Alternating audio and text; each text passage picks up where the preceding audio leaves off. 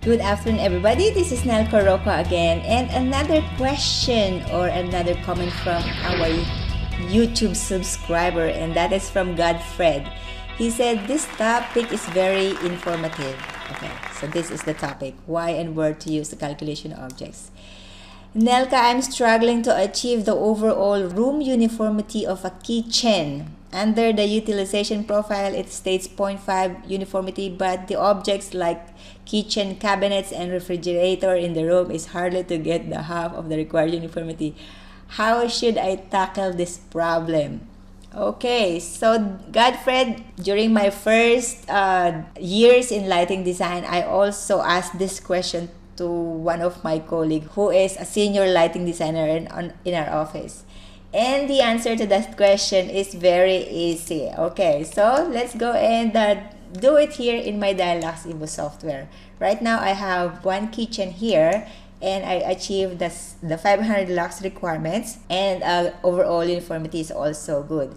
But your question is, you have refrigerator, kitchen cabinets, and everything. So Godfred, it's actually depends on the type of the project that you are working on. Okay, so for example, this one, I am working in a commercial project. Okay, so this is a big project and it's a commercial one. And actually, a consultant will ask you to really have 500 lux on a kitchen. And that is true. As an overall uniformity, you should have at least 0.6 or 0.5. But because your problem is the overall uniformity is really hard to get, is because you have lots of objects inside your kitchen. So is this project that you are working on a residential house or a commercial one?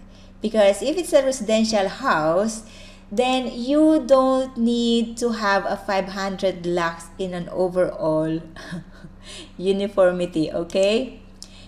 Because for a residential house, all you need to have actually is an ambience, like an architectural lighting. It's more of ambience, okay? Not lux value. Do not consider a lux value if it's a residential kitchen, okay? Just make sure that you have enough light on your table. Say for example, you have a preparation table here on the middle. Just make sure that you have 500 lux on the table. You just need to go to your calculation tab and press this one, result on surface, and click on the top of your table. If you achieve 500 lux on the top of your table when you do that, then it means you already achieved your requirements. Leave the overall uniformity because it's not applicable for a residential lighting for kitchen.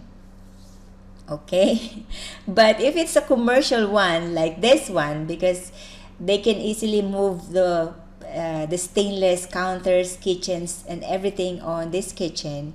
So yes, you need to have 500 lux with a very good overall uniformity because it's a commercial kitchen, like in a restaurant or in a mall. Yes, but for you, if it's residential, don't worry about the overall uniformity. Just click on the table and make sure you achieve 400 to 500 lux, and that's enough. Okay, so don't worry. If you are dealing with the consultant, you can explain it to them that you already have 500 lux on the table. If you are dealing with the client, like the owner of the house or the residence or the project, just mention that for a kitchen in a residential house, it's more of ambience. It's more of the feeling of the lights, not on the lux value. Because as long as you have your lights enough on the table, preparation table, on the kitchen hood, or on the most specific area like preparation table and really on the kitchen cooking area, then you already have your perfect light. Okay, Godfred, that's it, and I hope that yes, I enlightened you about not worrying about the overall uniformity. So just check the project that you are working on, if it's a residential or a commercial kitchen. Alright, so see you again on the next video, and don't forget to check my Udemy courses And maybe I will also include residential lighting design in my courses later on. And of course, don't forget to subscribe and check my books in amazon.com. Alright, so see you again, and have fun learning.